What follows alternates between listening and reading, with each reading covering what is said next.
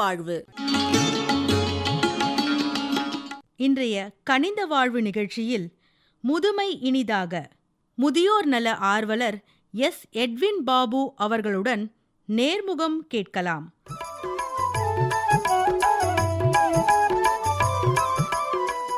உலகமே சுருங்கி வந்துட்டுருக்கு அப்படின்ட்டு சொல்கிறோம். இது டிஜிட்டல் உலகம் அப்படின்ட்டு சொல்கிறோம், மின்னணு உலகம் அப்படின்னு சொல்கிறோம். அதனால் இந்த டிஜிட்டல் உலகத்தில் இந்த முதியோர்கள் எப்படி இதற்கு தகுந்தாற் போல் இப்போது ஏன்னா இளைஞர்களுக்கே அதை வந்து கோப்பப் பண்ணுறது, அதோடு இணைந்து செல்வது அப்படிங்கிறது கொஞ்சம் கடினமாக தான் இருக்குது. ஏன்னா அந்தளவுக்கு வேகமான ஒரு வளர்ச்சியை கண்டு கொண்டிருக்கிறது. அப்படிங்கும்போது இந்த முதியோர்கள் எப்படி இந்த இணைய உலகத்தில் அவங்க எப்படி இருக்கணும்? அதாவது இந்த டிஜிட்டல் உலகம் என்பது எப்படின்னா வந்து பொதுவாகவே சொல்லுவாங்க இல்லைங்களா, ஒரு நாணயத்துக்கு 2 பக்கம் இருக்கிறத போல். அதாவது டிஜிட்டல் இந்த உலகத்தில் நம்ம இருக்கிறதுல வந்து நம்மளுக்கு பல வசதிகள் இருக்கிறது.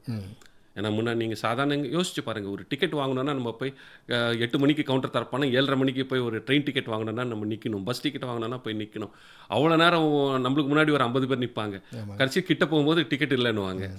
ஆனால் இன்றைக்கி ஒரு கிளிக் ஆஃப் அ பட்டன் நீங்கள் மொபைல் ஃபோன்லேயே நீங்கள் ஆன்லைனில் ஃப்ளைட் டிக்கெட்டு, இன்டர்நேஷ்னல் டிக்கெட், நீங்கள் என்ன டிக்கெட்னா புக் பண்ணிக்கலாம். சரி, டிக்கெட்டை புக் பண்ணிட்டீங்க, கேன்சல் பண்ணனால நீங்கள் போய் லைனில் நிற்கணும், ஒரு அதில் மாற்றம் ஏற்படுறதுனால போய் நிற்கணும். இப்போ எல்லாமே தேவையில்லை, நீங்கள் உங்களுக்கு உங்கள் டெஸ்டினேஷனே மாற்றணுன்னா கூட நீங்கள் மாற்றிக்கலாம், கேன்சல் பண்ணனால உங்களுக்கு பண்ணிக்கலாம். அதே மாதிரி வந்து இன்றைக்கி நீங்கள் வந்து பேங்க்குக்கு போக வேண்டிய அவசியம் கிடையாது. உங்களுக்கு நீங்கள் யாருக்காவது ஒருத்தங்க காசு கொடுக்கணும்னா தேடி போய் கொடுக்க தேவையில்லை. அதே மாதிரி நீங்கள் முன்னாடி என்ன பண்ணணும்னா வந்து நீங்கள் ஒரு தடவை வெளியே போனோன்னா வந்து உங்கள் வீட்டிலேருந்து கிளம்பி ரோட்டு வரைக்கும் வரணும், ரோட்டு வரைக்கும் வந்து ஒரு ஆட்டோவை கேட்கணும், அவங்க அவங்ககிட்ட பேரம் பேசணும், எல்லாம் இதெல்லாம் பண்ணணும். இப்போ நீங்கள் வீட்டில் உட்காந்துட்டு புக் பண்ணிங்கன்னா வீட்டு வாசலில் வந்து ஆட்டோவாக இருந்தாலும் சரி, காராக இருந்தாலும் சரி, அந்த கார் கூட நீங்கள் சூஸ் பண்ணிக்கலாம் என்ன கார் வேணும்னு சொல்லி. உங்களுக்கு லக்ஸரி கார் வேணுமா, சாதாரண கார் வேணுமான்னு நீங்கள் சூஸ் பண்ணிக்கலாம். நீங்கள் வீட்டில் அமர்ந்து கொண்டே எல்லாம் உங்களுடைய காரியங்களையும் செய்து கொள்ளலாம். இவ்வளவு இதனுடைய நன்மைகள் இருக்கிறது. ஆனால் அதனுடைய இன்னொரு பக்கம் பார்த்தீங்கன்னா, எந்த அளவுக்கு டிஜிட்டல் வளர்ச்சி இருக்கோ அந்த அளவுக்கு வந்து அதனுடைய பல நெகட்டிவ் சைடும் இருக்குது. நெகட்டிவ் சைடு இப்போ என்ன நெகட்டிவ் சைடு, நம்ம கொடுக்குற அவ்வளோ டேட்டாவும் வந்து எல்லாருடைய சர்வர்லேயும் போய் ஸ்டோர் ஆகுது. இல்லைங்களா? அப்படி இப்போ நம்மளுடைய பார்த்தீங்கன்னா நம்மளுடைய ஆதார், பேன் எல்லாமே லிங்க் ஆகிருக்கு. நம்ம என்ன நினைக்கிறோம், ஒரு லிங்க் தானே, இந்த லிங்க்கில் நம்ம கொடுப்போம். நீங்கள் ஒன்றும் இல்லை, நீங்கள் போயிட்டு ஒரு ஷோரூமில் ஒரு துணி எடுத்துகிட்டு வந்தீங்கன்னா அவங்க ஒன்று போட்டுறாங்க, எங்கள் கிளிக் நீங்கள் யூஸ் பண்ணிக்கோங்க, உங்களுக்கு 50 போனஸ் பாயிண்ட் இருக்குது. ஆனால் நம்ம என்ன நினச்சிட்டு இருக்கிறோன்னா நம்மளுடைய மொபைல் நம்பர் மட்டும்தான் அவங்கக்கிட்ட இருக்குதுன்னு சொல்லிட்டு, இல்லை நம்மளுடைய என்டையர் டேட்டாவும் அவங்கக்கிட்ட இருக்குது. அந்த நம்ம மொபைல் நம்பரை வச்சு நம்மளுடைய டேட்டா பர்த் எடுத்துடுறாங்க, நம்மளுடைய எல்லா டீட்டெயில்ஸுமே எடுத்துடுறாங்க, நம்மளுக்கு விஷஸ் அனுப்புகிறாங்க. நம்ம பர்த்டேக்கு, நம்மளுடைய வெட்டிங் டேக்கு விஷஸ் அவங்களுக்கு எப்படி தெரியும்? எல்லா டேட்டாவும். ஸோ இன்றைக்கி டேட்டா வந்து இந்த டேட்டா தெஃப்ட், டேட்டா மேனிப்புலேஷன் தான் இன்றைக்கி வந்து இருக்கிற பெரிய ரிஸ்க். ஸோ முதியோர்கள் வந்து இப்போ அநேக முதியோர்கள் ஸ்மார்ட் ஃபோன் வச்சுருக்கிறாங்க. மெயினாக ஸ்மார்ட் ஃபோன், நார்மல் ஃபோனில் உங்களுக்கு பெருசாக நீங்கள் லிங்க் எல்லாம் ஓப்பன் பண்ண முடியாது. நீங்கள் இந்த ஸ்மார்ட் ஃபோன் யூஸ் பண்ணுறீங்க, இந்த ஆண்ட்ராய்ட் ஃபோனு அந்த மாதிரி மற்ற ஃபோன்ஸ் நீங்கள் யூஸ் பண்ணுறவங்க வந்து மிக கவனமாக இருக்க வேண்டும். வேண்டாம், இப்போ நிறைய முதியோர்கள் என்ன பண்ணுறாங்கன்னா வந்து டிவி பார்க்கறத கூட நிறுத்திட்டாங்க. எல்லாரும் பார்க்க வேண்டியெல்லாம் மொபைல்லேயே பார்த்துக்கிறாங்க. உங்களுக்கு படமாக இருந்தாலும் சரி, சீரியலாக இருந்தாலும் சரி, அவங்களுக்கு குக்கிங்கை பற்றி, சமையல் குறிப்பாக இருந்தாலும் சரி, அழகை பற்றி இருந்தாலும் எல்லாரும் மொபைல்லேயே பார்த்துக்கிறாங்க, எல்லா வேலையும் மொபைலில் முடிச்சுக்கிறாங்க. அப்படின்ற போது வந்து அவங்க மிக கவனமாக இருக்க வேண்டும். ஏன்னா வந்து இன்றைக்கி வந்து மொபைலில் நடக்கிற ஸ்கேம், அதாவது வந்து உங்களுக்கு வந்து மிக அதிகம். இப்போ இங்கே நாங்களே நிறைய கம்ப்ளைண்ட்ஸ் நாங்கள் பார்த்துருக்குறோம். இப்போ சமீபமாக கூட என் நிறுவனத்தில் பணிபுரிகிற என்னுடைய சக ஊழியர் மும்பையில் இருக்கிறார், அவருடைய சித்தப்பா அந்த மாதிரி தான். அவர் வந்து இத்தனைக்கும் அவர் ஒரு அரசாங்கத்தில் இருந்து வேலை செய்து ரிட்டையர் ஆனவர். ஏதோ ஒரு லிங்க் வந்திருக்கு அவருக்கு, ஒரு லிங்கை வந்து போட்டுட்டு லிங்கை தெரியாமல் தட்டினார். கட்டின பிறகு ஓடிபி அனுப்பினார். ஒரே நிமிஷத்தில் 7 லட்சம் ரூபாய் அவருடைய பேங்க்லேருந்து எடுக்கப்பட்டது. இன்று வரைக்கும் அந்த பணம் அவருக்கு திருப்பி கிடைக்கல. ஏன்னா அவங்க யூஸ் பண்ணுறவங்க வந்து ஹேக்கர்ஸ் வந்து மல்டிபிள் இது வச்சு யூஸ் பண்ணுறாங்க. அதனால் வந்து அதுக்கப்புறம் ரெக்கவர் பண்ணது ரொம்ப கஷ்டம். அதனால் வந்து தயவுசெய்து நீங்கள் வந்து மிக கவனமாக இதை பயன்படுத்த வேண்டும். எந்த பேங்க்குமே வந்து உங்களுக்கு வந்து பாஸ்வேர்டு கேட்க மாட்டாங்க, உங்களுக்கு லிங்க் அனுப்பி இதை ஓப்பன் பண்ணுங்க நீங்கள் சொல்ல மாட்டாங்க. அப்படி உங்களுக்கு அந்த மாதிரி லிங்க் ஏதாவது வந்து நேராக உங்கள் பேங்க்கை தொடர்பு கொண்டு பேங்க்கில் போய் நீங்கள் வச்சுக்கோங்க. தயவுசெய்து எந்த லிங்க்குமே நீங்கள் யூஸ் பண்ணாதீங்க. ரெண்டாவது, அதே மாதிரி வந்து இன்றைக்கி நிறைய முதியோர்கள் என்ன பண்ணுறாங்கன்னா வந்து அவங்களுக்கு நிறைய வாட்ஸ்அப்பில் மெசேஜ் வருது. அந்த மெசேஜை வந்து அவங்க படித்த உடனே நிறைய பேருக்கு அதை ஃபார்வர்ட் பண்ணிடுறாங்க.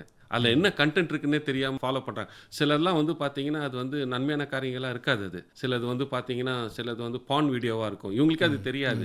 ஏன்னா வந்து ஃபஸ்ட்டு அது ஒரு 3 நிமிஷம் ஒரு வீடியோவாக இருக்கும். அது ஃபஸ்ட்டு 1 நிமிஷம் வந்து வேறு ஏதாவது ஒரு கண்டென்ட் இருக்கும். இவங்க ஃபுல் வீடியோ பார்க்க மாட்டாங்க. 1 நிமிஷத்தில் நல்ல செய்தி இருக்கே அப்படின்னு சொல்லிட்டு ஃபார்வர்ட் பண்ணியிருப்பாங்க. எனக்கு அந்த மாதிரி பல மெசேஜ்கள் வந்திருக்கு. ஆனால் அந்த 2வது நிமிஷத்தை பார்க்கும்போது பார்த்தீங்கன்னா அதில் வந்து பல ஆபாசமான ஒரு காரியங்கள் இருக்குது. இல்லைனா வந்து தேவையில்லாத சில கமெண்ட்ஸ் எல்லாம் இருக்குது அதில். அதனால் தயவுசெய்து அதை நீங்கள் வந்து ஃபார்வர்ட் பண்ணாதீங்க. ஏன்னா நாளைக்கு ஏதாவது ஒரு உங்களுக்கு சைபர் கிரைமில் ப்ராப்ளம் வரும்போது வந்து இந்த மாதிரி ஃபார்வர்ட் மெசேஜ் யார் பண்ணுறாங்கன்றது ஈஸியாக ட்ராக் பண்ண முடியும். நாளைக்கு அவங்க மேலே ஆக்ஷன் எடுக்க முடியும். உங்களுக்கு யாராவது அனுப்பியிருப்பாங்க, நீங்கள் எனக்கு தெரியாது சார் நான் ஃபார்வர்ட் பண்ணேன், ஆனால் உங்கள் ஃபோன்னு போனால் நீங்கள் தான் அதுக்கு பொறுப்பாளி. ஆகவே ஃபோனை வந்து மிகவும் கவனமாக பயன்படுத்தி கொள்ளணும். அது மாதிரி உங்கள் பர்சனல் டேட்டாவை தயவுசெய்து வந்து யாருக்கும் ஷேர் பண்ணாதீங்க. இந்த ஃபோன் களவாடப்படுகிறது தான் அதிகமாக இருக்குது. நிறைய முதியோர்கள் என்ன பண்ணுறாங்க, அவங்களுக்குரிய எல்லா பாஸ்வேர்டையும் ஃபோனில் போட்டு வச்சுருக்காங்க.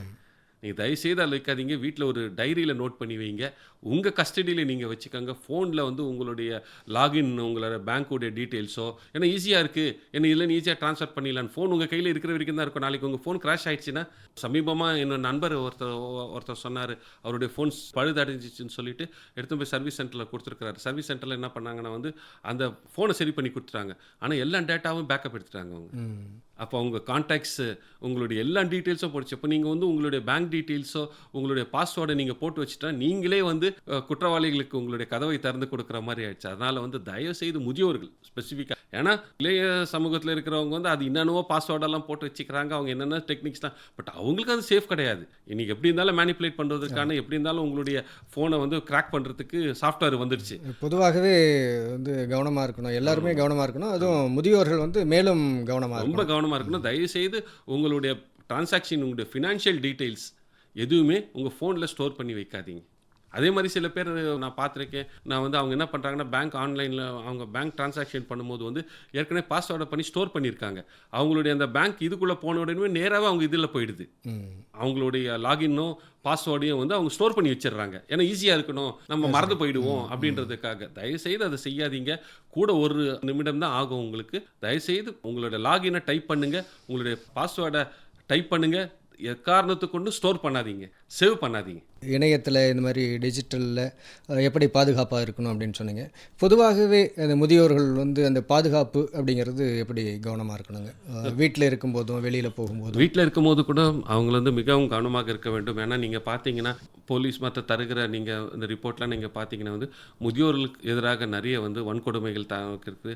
ஏன்னா வந்து முதியோர்கள் வந்து ஒரு ஈஸி டார்கெட்டாக மாறிடுறாங்க. ஏன்னா நீங்கள் ஒரு வீட்டில் வந்து ஒரு வயது கம்மியாக இருக்கிறவங்கள போயிட்டு நீங்கள் ஒரு வீட்டில் ஒரு திருடவோ இல்லைனா செய்யணும்னு நினைக்கும் போது அவங்க சத்தம் போடுறதுக்கு வாய்ப்பு இருக்கிறது. ஆனால் முதியோர்கள் வந்து சத்தம் போட முடியாது, அக்கம் பக்கத்தில் கேட்காது. அதனால வந்து முதியோர்கள் வந்து ஈஸி டார்கெட் ஆயிடுறாங்க. நம்பர் 1 வந்து முடிஞ்ச அளவுக்கு வந்து நீங்கள் வீட்டில் அதிகமான பணத்தை வைத்து கொள்ளாதீர்கள். நீங்கள் இட்ட தான் இருக்கீங்க, முதியோர்களாக நீங்கள் இருக்கீங்க, கணவன் மனைவியாக இருக்கீங்க, இல்லை கணவன் நான் தனியாக இருக்கேன், இல்லை மனைவி மட்டும் தான் இருக்குன்னா வீட்டில் உங்கள் தேவைக்கு அதிகமாக பணத்தை வைத்துக்கொள்ளலாம். ஏன்னா இன்றைக்கி வந்து உங்களுக்கு கையில் தான் காசு வச்சுக்கணும்னு அவசியம் கிடையாது. எப்போ வேணால் பணம் வேணால் ஏடிஎம்மில் போய் எடுத்துக்கலாம். உங்களுக்கு பல விதமான வசதிகள் இருக்குது. அதிகமாக உங்களுடைய 2வது உங்களுடைய ஃபினான்ஷியல் டிரான்சாக்ஷனை நீங்கள் அதிகமாக மற்றவர்களிடத்தில் பகிர்ந்து கொள்ளாதீங்க. நம்பர் 2. நம்பர் 3, முக்கியமாக வெளிநாடுகளில் வாழ்கிற பிள்ளைகள் இல்லைனா வெளி மாநிலங்களில் வாழ்கிற பிள்ளைகள் அவங்க என்ன நினைக்கிறாங்கன்னா வந்து அப்பா அம்மாவுக்கு நான் வேண்டியதெல்லாம் நான் செஞ்சிடறேன், அதனால் அப்பா அம்மா வந்து நீங்கள் யார்கிட்டையும் அக்கம் பக்கத்தில் பேசாதீங்க, நீங்கள் தனியாக இருந்துக்கோங்க, அக்கம் பக்கத்தில் பேசி பழகிட்டிங்கன்னா இங்கே இருக்கிறதெல்லாம் உங்களுக்கு தெரியும், நாளைக்கு யாராவது வந்து உங்களை அடித்து போட்டு உங்களை எதாவது செஞ்சிருவாங்க அப்படின்றது இருக்காங்க. அதுவும் ஒரு தவறான எண்ணம். ஏன்னா வந்து அப்படி அவங்க அலுஃபாக இருக்கும் போது தான் வந்து நாளைக்கு ஏதாவது நடந்தால் கூட அக்கம் பக்கத்தில் நம்மளே எவ்வளோ பார்க்குறோம். அவங்க இறந்து 3 நாள் கழிச்சு தான், ஒருவேளை அவங்க இயற்கையாக மரணம் அடைஞ்சிருந்தாங்கன்னா கூட 3 நாள் அந்த துர்நாற்றம் வந்து வீசின பிறகு தான் போலீஸ்க்கு கம்ப்ளைண்ட் கொடுக்குறாங்க அக்கம் பக்கத்தில் இருக்கிறவங்களுக்கு. ஏன்னா இவங்க அலூஃபா, இவங்க உண்டுன்னு வெளியே யார்கிட்டையும் பழகாமல் இருக்காங்க. ஸோ வெளி மாநிலங்களுக்கு வெளியூரில் இருக்கவங்களுக்கு நான் என்ன சொல்லுகிற ஒரு ஆலோசனை என்னென்னா, தயவு செய்து உங்களுடைய பெற்றோர்களுக்கு நீங்கள் எப்படி அவங்களோட பேசுகிறீங்களோ அதே மாதிரி உங்கள் அக்கம் பக்கத்தில் நீங்கள் பேசுங்க. பேசி அவன் அப்பா அம்மா நல்லா இருக்காங்களா அப்படின்னு விசாரிங்க. ஏன்னா அப்போ தான் அவங்களுக்கும் வந்து நாளைக்கு ஐயோ வீட்டு கதவை திறக்கலையே என்ன ஆச்சுன்னு சொல்லிட்டு அவங்களுக்கு ஒரு அக்கறை இருக்கும். நீங்கள் வந்து நானும் என் குடும்பம்னு மட்டும் நீங்கள் இருந்தீங்கன்னா அவங்களும் அதே மாதிரி தான் இருப்பாங்க. நீங்கள் வந்து அதனால் அக்கம் பக்கத்தில் வந்து நாங்கள் நிறைய இடத்துல இப்போது அப்பார்ட்மெண்ட்ஸ் அசோசியேஷன்லாம் போய் நிறைய பேசும்போது நாங்கள் காவல்துறையோடு நாங்கள் நிறைய அவேர்னஸ் ப்ரோக்ராம்லாம் பண்ணுறோம். அப்படி செய்யும்போது அதான் சொல்கிறோம், பிள்ளைங்கள் வெளியூரில் இருக்கீங்களா, நீங்கள் வந்து அவங்கள மட்டும் இல்லை பக்கத்து ஃப்ளாட்டில் இருக்கவங்க நம்பரை வாங்கிக்கோங்க. நீங்கள் இண்டிபெண்டன்ட் ஹவுஸில் இருக்கீங்களா, எங்கள் மாமா இருக்கிறாரு, நாங்கள் அண்ணா நகரில் இருக்கேன், எங்கள் மாமா வந்து கூடுவாஞ்சேரியில் இருக்கிறாரு, மாதத்துக்கு ஒருத்தர் வந்து பார்த்துட்டு போவார், இல்லை அவசரத்துக்கு வந்து பார்த்துட்டு போவார்னா அவர் வராமல் போனார்னா. அதனால் வந்து நீங்கள் வந்து அக்கம் பக்கத்தில் இருக்கிறவங்க யார்கிட்டையாவது அவங்க ஃபோன் நம்பர் வாங்கி வச்சுக்கோங்க. மாதத்தில் ஒருத்தர் அவங்களோட பேசுங்க. என்ன ஆண்டி நல்லா இருக்கீங்களா, என்ன அங்கிள் நல்லா இருக்கீங்களா, அப்பா அம்மா நல்லா இருக்காங்களா, கொஞ்சம் அந்த பக்கம் போனீங்கன்னா ஜஸ்ட் ஒரு எட்டி பார்த்து வந்துருங்க அப்படின்னு சொல்லிட்டு சொன்னீங்கன்னா அவங்களுக்கும் ஒரு கன்சர்ன் இருக்கும். அதனால் வந்து நீங்கள் அந்த மாதிரி நீங்கள் ரொம்ப க்ளோஸ் டோராக இருக்காதீங்க. மற்றவர்களோட கொஞ்சம் அந்யோன்யமாக பழகும்போது தான் அவங்க வந்து உண்மையாலுமே உங்களுக்கு எதுனா ஒன்றுனா, ஏன்னா உறவு முறைகள் வந்து நம்மளுக்கு ஒரு ஆபத்துனா போது நம்ம அக்கம் பக்கத்தில் இருக்கிறவங்க தான் முதல்ல வந்து உதவி பண்ணுவாங்க. உறவு முறைகள் அப்புறம் தான் வருவாங்க. செய்தி கேள்விப்பட்ட பிறகு தான் வருவாங்க. அந்த செய்தியே சொல்கிறது யாராக இருக்குன்னா நம்ம அக்கம் பக்கத்தில் இருக்கவங்க தான் சொல்லுவாங்க. அதனால் வந்து நீங்கள் ரொம்ப ஐசோலேட் ஆகிடாதீங்க. ரொம்ப வந்து உங்களை அலூஃபாக வச்சுக்காதீங்க. நல்லா பழகுங்க. அட் த சேம் டைம் வந்து நீங்கள் வீட்டில் இருக்கீங்கன்னா கரெக்டாக உங்கள் கேட்டெல்லாம் கரெக்டாக க்ளோஸ் ஆயிருக்கான்னு நீங்கள் பாருங்கள். இது பண்ணுங்கள். அதே மாதிரி வந்து உங்கள் வீட்டில் நீங்கள் இருக்கும்போது கூட நீங்கள் வயதானவர்களாக இருக்கீங்கன்னா முடிந்த அளவுக்கு வீடை வந்து எல்டர் ஃப்ரெண்ட்லி ஹோமாக வச்சுக்கோங்க. உங்கள் டாய்லெட்டாக இருந்தாலும் சரி, இப்போ நான் நிறைய செய்தி நாங்கள் கேள்விப்பட்டதுன்னா, நல்லா இருந்தார், டாய்லெட்டுக்கு போனார், டாய்லெட்டில் வழுக்கி வந்துட்டார். நாங்களும் கவனிக்கல. அரை மணி நேரம் கழிச்சு என்னடா ஒன்றும் இல்லைன்னு போய் பார்த்தா அப்படியே மயங்கி போயிருக்கிறாரு. அவர் பார்த்தா ஹிப் ஃப்ராக்சராக இருக்கும், ப்ரோன் ஃப்ராக்சராக இருக்கும். அதுக்கப்புறம் அவருக்கு ரெக்கவரி வந்து ரொம்ப நாள் ஆகும், இல்லை ரெக்கவரி ஆகாமையும் போகலாம். அதனால் வந்து உங்கள் டாய்லெட்டெல்லாம் வந்து நீங்கள் பார்த்தீங்கன்னா ஹேண்ட் ரெயில்ஸ் வச்சுக்கோங்க. உங்கள் கிச்சனில் உங்களால் டக்குன்னு நீங்கள் உட்கார இடத்துல ஏஞ்சி நிற்கணும்னா ஹேண்ட் ரெயில்ஸ் ஃபிக்ஸ் பண்ணிக்கோங்க. உங்களுக்கு உங்கள் வீடை வந்து முடிஞ்ச அளவுக்கு வந்து ஒரு எல்டர் ஃப்ரெண்ட்லி ஹோமாக வச்சுக்கோங்க. உங்கள் கைக்கு எட்டுற தூரத்தில் உங்களுக்கு எல்லாமே நீங்கள் வச்சுக்கோங்க. அதே போல் இப்போது ஏதாவது அவசர உதவி அப்படின்னாக்க அவங்க அந்த ஃபோன்லாம் இருக்கும் இல்லைங்களா, அதெல்லாம் என்ன நம்பர் அவங்க? ஆமாம், அவசர உதவிக்கு வந்து நீங்கள் பார்த்தீங்கன்னா வந்து முதலாவது அவங்க வந்து போலீஸ் ஸ்டேஷன் நம்பரை அவங்க தெரிஞ்சு வைத்துக் கொள்ளணும். பெட்ரோல் ஏதாவது ஒன்றுனா அவங்க பெட்ரோலுக்கு இன்ஃபார்ம் பண்ணணும். இப்போ நம்ம சென்னையில் வந்து அது நாங்கள் தமிழ்நாடு முழுசாக இதை செயல்படுத்துகிறோம்னு நாங்கள் சொல்லியிருக்கோம். ஆனால் சென்னையில் ஒரு நல்ல ஒரு சிறப்பான ஒரு திட்டத்தை நம்ம காவல்துறை வைத்திருக்கிறாங்க. என்னென்னா வந்து எந்தெந்த முதியோர் தனியாக இருக்கிறார்களோ, அதாவது தனியானா ஒன்று ஸ்பௌஸோட அவங்க கணவன் மனைவியாக இருக்கிறாங்க, அவங்க மட்டும் இருக்கிறாங்க, பிள்ளைங்களோ இல்லை உறவுக்காரங்களோ யாரும் இல்லைன்னா அவங்க பக்கத்தில் இருக்கிற போலீஸ் ஸ்டேஷனில் போயிட்டு அவங்களுடைய விவரங்களை அவர்கள் பதிவு செய்யணும். பதிவு செய்து வச்சுட்டா பெட்ரோல் டீமை வந்து வாரத்துக்கு ஒருத்தர் அனுப்புகிறாங்க. அவங்க எப்படி இருக்காங்களா, நல்லா பாதுகாப்பாக இருக்காங்களான்னு வந்து பார்த்துட்டு போகிறாங்க. இவங்க நம்பர் அவங்கக்கிட்ட அங்கே போலீஸ் ஸ்டேஷனில் இருக்கிறனால ஃபோன் பண்ணியும் கேட்குறாங்க. என்னங்க நல்லா இருக்கீங்களா சார், நல்லா இருக்கீங்களா, நான் இது பண்ணுறீங்களா, உங்களுக்கு வேறு எதாவது தேவையா, உங்களுக்கு எதாவது ஒன்று வேணும்னா அப்படின்னு சொல்லிட்டு சொல்ல போகிறாங்க. சில சமயத்தில் வந்து அவங்களுக்கு திடீர்னு இருந்து அவங்களுக்கு பலவீனம் ஆயிடுது, வெளியே போக முடியல அப்படின்னா கூட சில போலீஸ்லேயே சில வாலண்டியர்ஸையும் டெவலப் பண்ணி வச்சுருக்காங்க. அவங்கக்கிட்ட சொன்னாங்கன்னா அவங்களே என்ன பண்ணுறாங்க, அந்த வீட்டுக்கு போயிட்டு அவங்களுக்கு இல்லைப்பா எனக்கு வீட்டில் பால் இல்லை, அது இல்லைனாலும் வாங்கி கொடுத்துட்டு வாலண்டியர்ஸ் இந்த காசை வாங்காமல் செய்யறதுக்கும் ஆள் இருக்காங்க. ஆனால் முதியோர்கள் கண்டிப்பாக நீங்கள் மற்ற ஊரில் இது ஃபெசிலிட்டி இல்லைனாலும் நாங்கள் சொல்கிறவங்களுக்கு ஒரு ஆலோசனை என்னன்னா, நீங்கள் உங்களுக்கு இருக்கிற அருகில் இருக்கிற உங்கள் போலீஸ் ஸ்டேஷனில் போய் உங்களுடைய விவரங்களை பதிவு செய்து வைத்துக் கொள்ளுங்கள். அதே மாதிரி நாங்கள் ஊருக்கு போகிறோம், என் பொண்ணு வெளிநாட்டில் இருக்காங்க, நான் 3 மாதம் போயிட்டு வரனாலும் போகும்போது தயவுசெய்து போலீஸ்க்கு இன்ஃபார்ம் பண்ணிட்டு போங்க. அப்போ தான் போலீஸ் வந்து பெட்ரோல் பண்ணி கரெக்டாக அவங்க வீடு கரெக்டாக பூட்டி இருக்கான்னு வந்து பார்த்துட்டு போவாங்க. ஏன்னா நீங்கள் சொல்லாமல் போனீங்கன்னா அவங்களுக்கு தெரியாது. ஏன்னா இன்னைக்கு இருக்கிற இவ்வளோ ஜனத்தொகையில் வந்து போலீஸ் வந்து ஒரு வீடாக போய் அவங்களால கண்காணிப்பது என்று கூடாத காரியம். அதனால் நீங்கள் இன்ஃபார்ம் பண்ணிட்டு போனீங்கன்னா அவங்க செக் பண்ணுவாங்க. நீங்கள் இருக்கும்போதும் வந்து நீங்கள் சொன்னீங்கன்னா அட்லீஸ்ட் அவங்க நேராக வரலனாலும் உங்களுக்கு ஃபோன் பண்ணி உங்களை விசாரிப்பாங்க. அதனால் நீங்கள் ஃபோன் நம்பரை வாங்கி வச்சுக்கோங்க, பக்கத்தில் இருக்கிற ஹாஸ்பிட்டல் நம்பரை வாங்கி வச்சுக்கோங்க. அதுக்கப்புறம் வந்து உங்களுக்கு 3வது ஏதாவது எமர்ஜென்சி, உங்களுக்கு இப்போது யாராவது உணவு கொடுக்குறவங்களா இருப்பாங்க, இப்போ அதாவது மெஸ் மாதிரி இருக்கும், உங்களுக்கு ஒரு ஆள் இன்றைக்கி எனக்கு உடம்பு முடியல, என்னால் சமைக்க முடியல, என்னால் வெளியே போய் வாங்க முடியல அப்படின்னா நீங்கள் பட்னியாக இருக்க வேண்டிய அவசியம் இல்லை. அந்த மாதிரி ஒரு மெஸ்ஸுக்கு நீங்கள் ஃபோன் பண்ணி சொன்னீங்கன்னா அவங்க வீட்டில் எடுத்து டெலிவரி பண்ணுவாங்க. அதே மாதிரி டாக்டர் நம்பர்ஸ் நீங்கள் வந்து அதை ஃபோன்லேயும் வச்சுக்கலாம், இல்லைனா ஒரு சின்ன நோட்டீஸ் போர்டு ஒன்றில் போட்டுட்டு நீங்கள் அந்த நோட்டீஸ் போர்ட்லேயும் நீங்கள் வச்சுக்கலாம். அக்கம் பக்கத்தில் இருக்கிறவங்களுக்கு தயவுசெய்து உங்கள் பிள்ளைங்க நம்பரை ஷேர் பண்ணுவீங்க ஒரு எமர்ஜென்சியில் அவங்க கால் பண்ணுறதுக்கு. முதியோர்களுக்கு அந்த சேவை செய்வதற்கு என்னென்ன வசதிகள், அந்த வாய்ப்புகள்லாம் இப்போது அதிகமாக வளர்ந்து வருதுங்க? நடமாடும் மருத்துவ சேவை இருக்குது. இந்தியாவிலே தலை சிறந்த மருத்துவ வசதி கொண்டது நம்ம தமிழ்நாடு.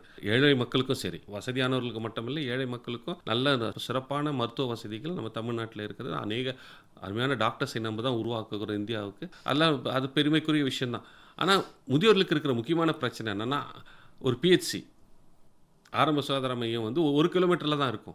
ஆனால் 1 கிலோமீட்டர் அவங்கள நடந்து போக முடியாது. ஏன்னா அவங்களுக்கு முட்டு வலி இருக்கும், இல்லை வெயிலில் போனால் தலை சுற்றும், இல்லைனா வந்து சுகர் லெவல் ட்ராப் ஆகும். அதனால் அப்படின்ற போது அவங்க என்ன பண்ணணும்னா வந்து அவங்கள போக முடியாது. இப்போ வீட்டில் கேட்டால் என்ன சொல்லுவாங்கம்மா, நீ தானே, நான் சாயந்தரம் வந்து உன்னை கூப்பிட்டு போகிறேன்னுவாங்க. சாயந்தரம் பண்ண இப்போ நாளைக்கு பார்த்துக்கலாமா அப்படின்னு சொல்லிட்டு அப்படியே டிலே பண்ணிட்டு போயிடுவாங்க. அது ரொம்ப அக்ரிவேட் ஆகிடும். அது இப்போ வீடு தேடி மருத்துவம் அரசாங்கமாக பண்ணிட்டு இருக்காங்க. அது போக வந்து இந்த மாதிரி பல தொண்டு நிறுவனங்களும் வந்து நடமாடும் மருத்துவ சேவை போயிட்டு அவங்க கம்யூனிட்டிலே போயிட்டு அவங்களை செக் பண்ணி அவங்களுக்கு மருந்து வசதிகள் கொடுக்கறதுக்கு ஒன்று அந்த மாதிரி சில திட்டங்கள் சிறப்பாக செய்துட்டு இருக்கிறாங்க. 2வது வந்து என்ன பண்ணுறாங்க வந்து பார்த்தீங்கன்னா டே கேர் சென்டர், இந்த பராமரிப்பு மையம். இந்த பராமரிப்பு மையத்தில் வந்து பார்த்தீங்கன்னா, நம்ம காலையில் எல்லாரும் வேலைக்கு போயிடுறாங்க, பிள்ளைங்க ஸ்கூலுக்கு போயிடுறாங்க, முதியோர்கள் வீட்டில் தனியாக உட்காந்துட்டு இருக்கிறாங்க. ஒன்றும் பாதுகாப்பும் இல்லை, ரெண்டாவது அவங்களுக்கு வந்து தனியாக உட்காந்து எவ்வளோ நேரம் டிவி பார்ப்பாங்க, எவ்வளோ நேரம் வச்சுப்பாங்க. அதனால் அந்த மாதிரி இருக்கவங்களுக்கு இந்த பராமரிப்பு மையத்துக்கு அவங்க போயிட்டாங்கன்னா வந்து இதே மாதிரி முதியோர்கள் வர்றாங்க, அவங்களோட அவங்க உட்காந்து பேசுவதற்கு, பழகுவதற்கு, அப்புறம் ஏதாவது வேலைகளை செய்து கொண்டிருப்பதற்கு செய்யலாம். ஏதாவது வந்து ஒரு இன்கம் ஜென்ரேஷன் ஆக்டிவிட்டி கூட அவங்க பண்ணலாம். அங்கே மதியானம் நல்ல உணவும் கொடுக்குறாங்க. அந்த உணவையும் அவங்க வந்து கொஞ்ச நேரம் ரெஸ்ட் எடுக்கணும்னா ரெஸ்ட் எடுத்துட்டு சாயந்தரமா வீட்டுக்கு வந்தாங்கன்னா போதும். எப்போ பிள்ளைங்க வராங்களோ அந்த டைமுக்கு வந்தாங்கன்னா கூட வந்து அவங்க மற்ற காரியங்களை பார்த்துக்கலாம். ஸோ அந்த மாதிரி அவங்களுக்கு ஒரு சமூகத்திலேயே அவங்களுக்கு ஒரு ஈடுபாடு கிடைக்கும் அவங்களுக்கு. இப்போ நீங்கள் பார்த்த வரைக்கும் அந்த முதியோர்களுக்கு எந்த மாதிரியான அந்த ஒரு விருப்பம், ஒரு ஏக்கம்லாம் இருக்குது, அதை எப்படி மற்ற பிள்ளைகளோ சமூகமோ அதை எப்படி புரிந்து அதை நடந்துக்கணும் சார்? முதியோர்களுக்கு முக்கியமாக அவங்க என்ன நினைக்கிறாங்கன்னா சார், அவங்களுக்கு வந்து அவங்களுக்குரிய மரியாதையை கொடுக்க வேண்டும் என்று நினைக்கிறாங்க. ரெண்டாவது வந்து அவங்களுக்குரிய அந்த டிக்னிட்டி, சரிங்க. அந்த டிக்னிட்டியை அவங்கள நம்ம அது ரெண்டு தான் அவங்க அதிகமாக எதிர்பார்க்குது. இப்போ நிறைய முதியோர்கள் வந்து என் பையன் சாப்பாடு போடலை, என் மகனுக்கு இது பண்ணலை, அதை பண்ணலைன்னு கேட்குறதே கிடையாது. அவங்க சொல்வது எதனா, பிள்ளைகள் வந்து அவங்கள வந்து எப்போ அவமதிக்கிறார்களோ அதை தான் அப்போ தான் அவங்க ரொம்ப ஹர்ட் ஆகிறாங்க. ஏன்னா நம்மளுடைய சொந்த பிள்ளைகள், நம்ம எவ்வளோ கஷ்டப்பட்டு அவங்கள வளர்த்துருக்கோம், நம்ம இன்றைக்கி அவங்கள படிக்க வச்சுருக்கோம், நம்ம எவ்வளோ தியாகங்கள் பண்ணி செஞ்சுருக்கோம். ஆனால் இன்றைக்கி வந்து நம்ம பிள்ளை வந்து நம்மளை வந்து ஒரு ரெஸ்பெக்ட் இல்லாமல் பேசுகிறாங்க அப்படின்ற போது, ஒரு டிக்னிஃபைடாக நடத்தாத போது வந்து இது ரெண்டுமே வந்து எல்லா ஹியூமன் பீயிங்ஸ்க்கும் ஒரு எதிர்பார்ப்பு. சரிங்க. முதியோருக்கு மாத்திரமில்லை, எல்லாருக்குமே வந்து அவர்கள் வந்து சுயமரியாதை என்பது அதுக்கு அதிகமாக ஒரு செல்ஃப் ரெஸ்பெக்ட் அதிகமாக விரும்புகிறோம். அது மாதிரி டிக்னிட்டி, அவங்களுக்கு வந்து அந்த டிக்னிட்டி விரும்புகிறாங்க.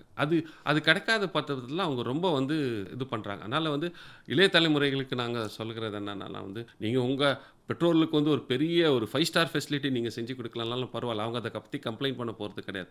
ஆனால் அவர்களை மரியாதையோடு நடத்துங்கள், அவர்களுக்குரிய டிக்னிட்டி அவங்களுக்கு நீங்கள் கொடுங்க. அப்போ தான் வந்து அது வந்து எல்லா ஹியூமன் பீயிங்ஸுக்குரியது. அதை தான் முதியோர்கள் அதிகமாக எதிர்பார்க்கிறார்கள். பொருளாதார ரீதியாக அவர்களால் உதவி செய்ய முடியலனா கூட, அப்பா அம்மா நீங்கள் எப்படி இருக்கீங்க அப்படின்ட்டு ஒரு நலம் விசாரிக்கிறதுக்கும் அவங்க நலம் விசாரிக்கலாம். இப்போ வந்து அவங்க தூரமாக இருந்தால் இப்போ டெக்னாலஜி இருக்குது, ஜஸ்ட் ஒரு ஃபோனில் என்னம்மா இருக்கீங்க, ஒன்றும் இல்லை, இப்போ ஃபோன் பண்ணி சாப்பிட்டீங்களாம்மா, அதுதான் அவங்க எதிர்பார்க்குறாங்க. நீங்கள் சாப்பிட்டீங்களான்னு நீங்கள் சாப்பாடு நம்ம கொடுக்க தேவையில்ல, சாப்பிட்டீங்களாம்மா, மருந்து எடுத்தீங்களாமான்னு கேட்டிங்கன்னா அது அவங்களுக்கு என்னவோ ரொம்ப அவ்வளோ ஒரு சந்தோஷம். என் பையன் என்ன அப்படி நல்லா என்னை வந்து கேள்வி கேட்டான், நல்லா கவனிச்சுக்கொண்டான், என்னை கேட்டான், சாப்பிட்டியான்னு கேட்டான் அப்படின்ற மாதிரி வச்சுக்கு. இப்போ முன்னாடி வந்து நம்ம இதுக்காக சிரமப்பட்டு அவங்கள போய் பார்க்க வேண்டிய ஒரு காலகட்டாயம் இருந்தது. ஆனால் இப்போ மொபைல் ஃபோன், இப்போ மொபைல் டெக்னாலஜிலாம் வந்ததுனால வந்து வீடியோ கால் வந்திருக்கு, அவங்க சேட் பண்ணிக்கலாம். அதனால் வந்து உலகமே சுருங்கி இருக்கிறது. அதனால் வந்து நீங்கள் பார்த்தீங்கன்னா அந்த டெக்னாலஜினால், அதனால் உலகத்தில் எந்த மூலையில் இருந்தாலும் நம்ம நொடியில் அவங்களோட தொடர்பு கொள்ள முடியும். ரெண்டாவது வந்து இப்போ வந்து பிள்ளைகள் வந்து ஒவ்வொரு நாள் 24 மணி நேரம் இருக்குது. அதில் வந்து நம்ம ஒரு 8 மணி நேரம் 9 மணி நேரம் நம்ம வேலை செய்து நம்ம நம்மளுடைய காரியங்களை பார்த்தாலும் வந்து அடுத்து நம்ம குடும்பத்தோடு நம்ம நேரம் செலவழிச்சு என்ன பண்ணாலும், பெற்றோர்களுக்கு ஒரு 10 நிமிஷம் அல்லது 15 நிமிஷம் நீங்கள் கொடுங்க டைம். அதுக்கு மேலே கூட கேட்க மாட்டாங்க, அவங்க எதிர்பார்க்க மாட்டாங்க. ஒருவேளை நீங்கள் ஃபோனில் பேசினாலும் ஏன்னா சில சமயத்தில் நம்ம நண்பர்களோட அரை மணி நேரம் பேசுகிறோம், 1 மணி நேரம் பேசுகிறோம். ஆனால் பெற்றோர்கிட்ட பேசும்போது வந்து நம்ம ரொம்ப எவ்வளோ சுருக்கிறோம். ஒன்று வந்து we take them for granted. என்னுடைய வாழ்க்கையிலேயே நான் சொந்தமாக பார்த்தது அதுதான். எனக்கு கூடவே அம்மாலாம் இருக்கும்போது வந்து அவங்க அருமை எனக்கு பெருசாக தெரியல. இப்போ இல்லாத போது தான் வந்து அந்த இடம் எனக்கு வந்து ஒரு பெரிய ஒரு வெற்றிடமாக காணப்படுகிறது. ஐயோ, நம்ம இன்னும் கூட கொஞ்சம் நேரம் செலவு பண்ணியிருக்கலாமே. ஏன்னா இழந்த பிறகு தான் வந்து அவங்களுடைய மதிப்பு நம்மளுக்கு இன்னும் அதிகமாக தெரிகிறது.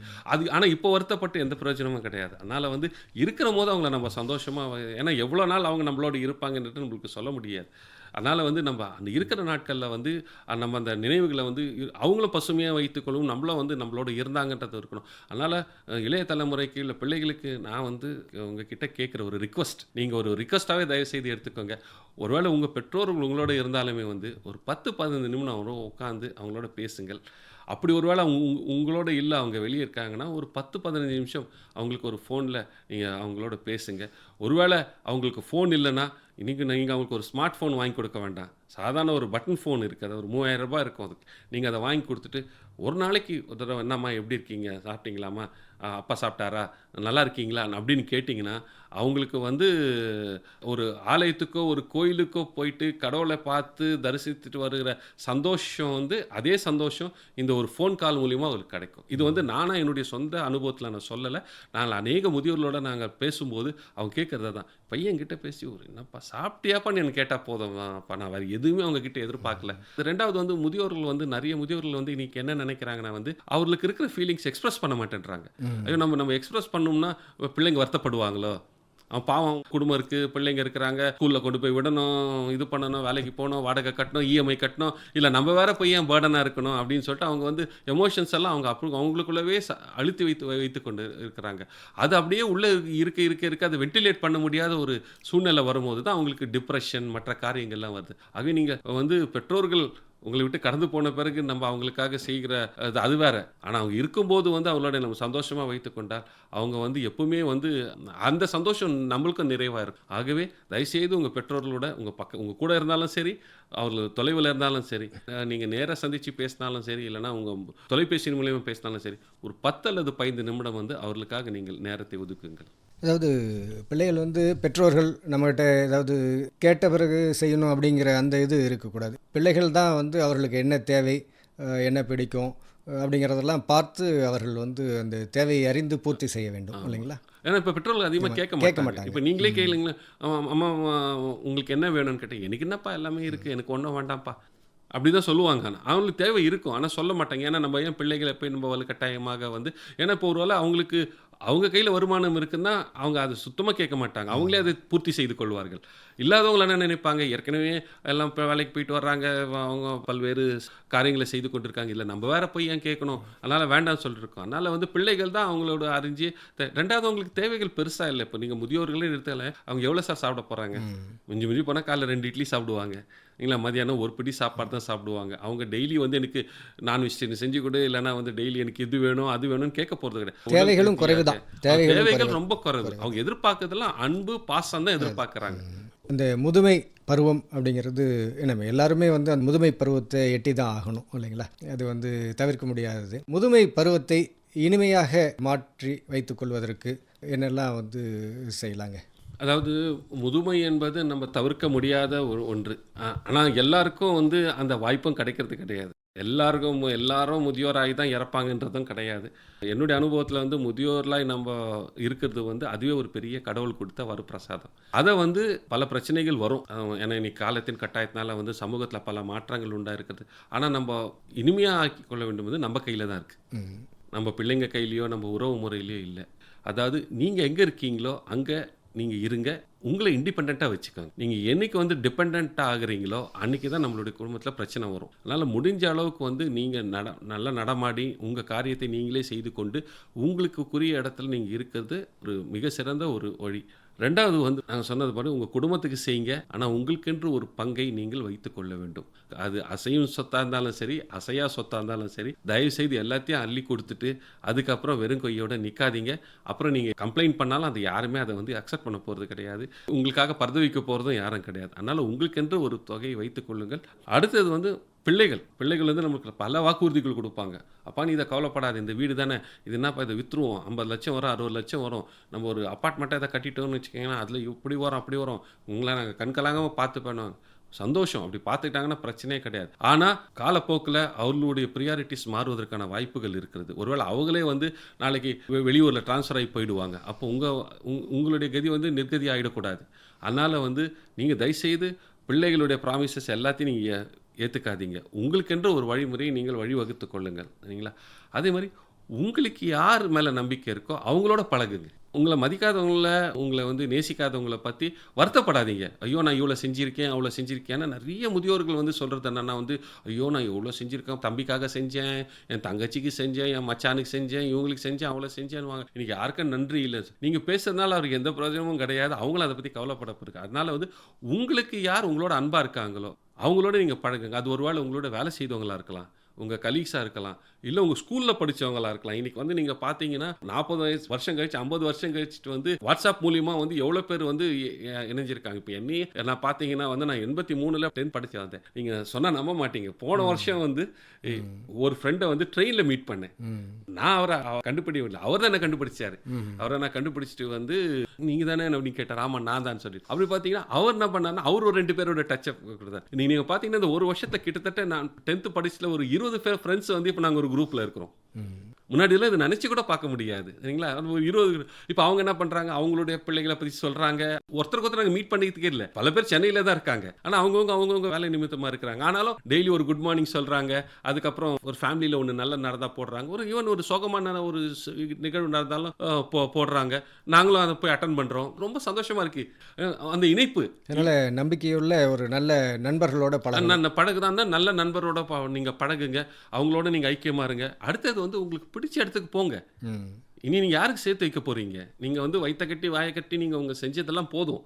ஓகே, இனி பிள்ளைகள் வந்து ஐயோ எல்லாம் பிள்ளை, என் பேர பிள்ளைக்கு நான் சொத்து சேர்த்து வைக்கிறேன், என் பேர பிள்ளைக்கு நகை வாங்கி போடணும், அதெல்லாம் கவலைப்படாதீங்க.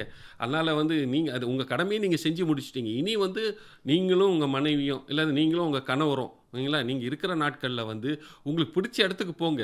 அது கோயிலாக இருக்கலாம், ஒரு ஊராக இருக்கலாம், இல்லை உங்கள் பூர்வீகமான ஊரே இருக்கலாம். நீங்கள் எத்தனை வருஷம் கழிச்சு போயிருப்பீங்க, போய் உங்கள் ஊரை போய் பார்த்துட்டு வாங்க சந்தோஷமாக. அதே அந்த நினைவுகள் வந்து உங்களுக்கு ரொம்ப இனிமையாகவும் இருக்கும், பசுமையாகவும் இருக்கும். அது ஒன்று வந்து. அடுத்தது தயவு செய்து மற்றவர்களோட உங்களை கம்பேர் பண்ணாதீங்க.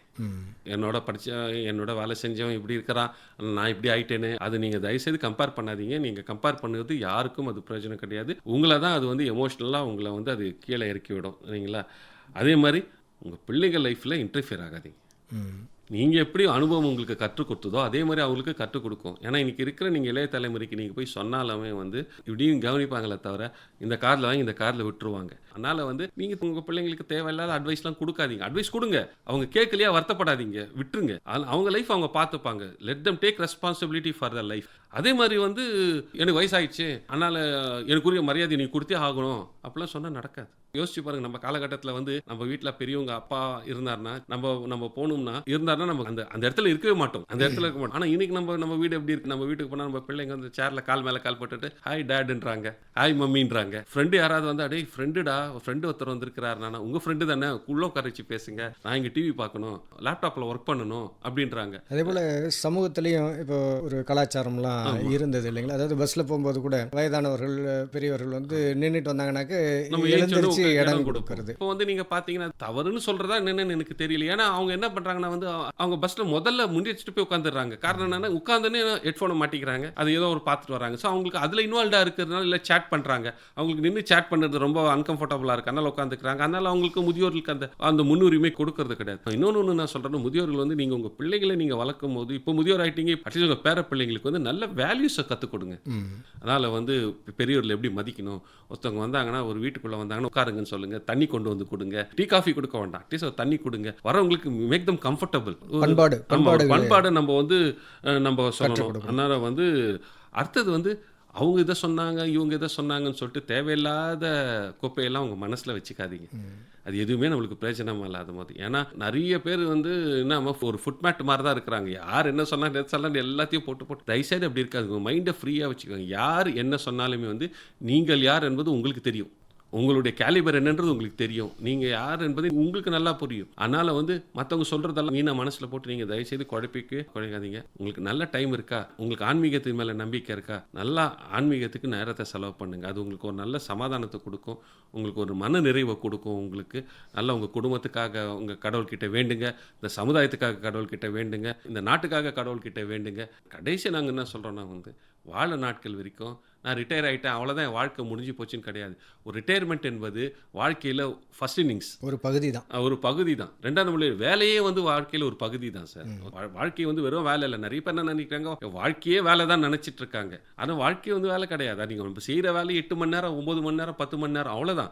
மீதி நேரம் வந்து நம்மளுக்குன்னு குடும்பம் இருக்குது, நம்மளுக்குன்னு பொறுப்புகள் இருக்குது, நம்மளுக்குன்னு ஒரு சமுதாயம் இருக்குது, நம்மளுக்குன்னு ஒரு இந்த நாடு இருக்குது. நான் ரிட்டையர் ஆகிட்டேன், இன்னைக்கு இன்னும் இருக்குது. நீங்கள் நிறைய முதியோர்களை பாருங்களேன், வேலை செய்கிற வரைக்கும் வேலைக்கு போயிட்டு இருக்கிற வரைக்கும் பார்த்தீங்கன்னா டிப் டாப்பாக இருப்பாங்க, ட்ரிம்மாக இருப்பாங்க, டெய்லி ஷேவ் பண்ணுவாங்க, இது பண்ணுவாங்க. ரிட்டையர் ஆன பேர் பார்த்தீங்கன்னு வச்சுக்கோங்க, காலையில் ஏச்சா பல்லு கூட கரெக்டாக தேய்க்க மாட்டாங்க, வாரத்துக்கு ஒரு நாள் 10 நாளைக்கு ஒரு தடவை ஷேவ் பண்ணுவாங்க. அது வேறு தண்டு செலவு, ஏன் அது வேறு ஒரு சோம்பேறித்தனம் வந்து. அப்படி நீங்கள் வச்சுக்காதீங்க. எப்படி நீங்கள் வேலை செய்யும் போது சுறுசுறுப்பாக இருந்தீங்களோ அதே மாதிரி சுறுசுறுப்பாக. ஏன்னா வந்து நீங்கள் எப்போ வந்து உங்களுடைய ஆக்டிவ்னஸை குறைக்கிறீங்களோ அப்போ தான் உங்களுக்கு எல்லாம் பிரச்சனை, உடல் ரீதியாகவும் சரி மன ரீதியாகவும் பிரச்சனை வர ஆரம்பிக்கும். ஆக்டிவாக இருக்கும் போது நீங்கள் பார்த்தீங்கன்னா உங்களுக்கு மற்றவங்க உங்களை பற்றி என்ன பேசுகிறாங்க, மற்றவங்களை உங்களை பற்றி என்ன சிந்திக்கிறாங்கன்றது எண்ணமே உங்களுக்கு வராது. நான் என்ன செய்யணும், அடுத்தது என்ன செய்யணும், இது என்ன பண்ணணும் அப்படின்றா உங்களுடைய எண்ணம் இருக்குமே தவிர, ஐயோ என்ன நேற்று என் பையன் இப்படி பேசிட்டான், முந்தா நாள் என் பொண்ணு இப்படி பேசிட்டா, என் மருமகன் இப்படி பேசிட்டான், அந்த எண்ணமே உங்களுக்கு வராது. நீங்கள் அதெல்லாம் கடந்து போயிடுவீங்க. அதனால் எல்லாத்தையும் ஓரம் கட்டிட்டு கடைசி வரைக்கும் உங்கள் சந்தோஷமாக நிறைவாக இருங்க. உங்களுக்கு நல்ல ஆயுசு இருக்கும், நல்ல ஆரோக்கியம் இருக்கும், நீங்களும் நிம்மதியாக வாழலாம்.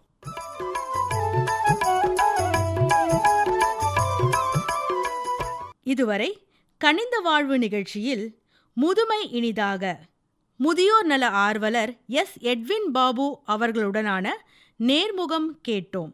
உடன் உரையாடியவர் எஸ். முருகேசன் அவர்கள். இத்துடன் கனிந்த வாழ்வு நிகழ்ச்சி நிறைவு பெறுகிறது.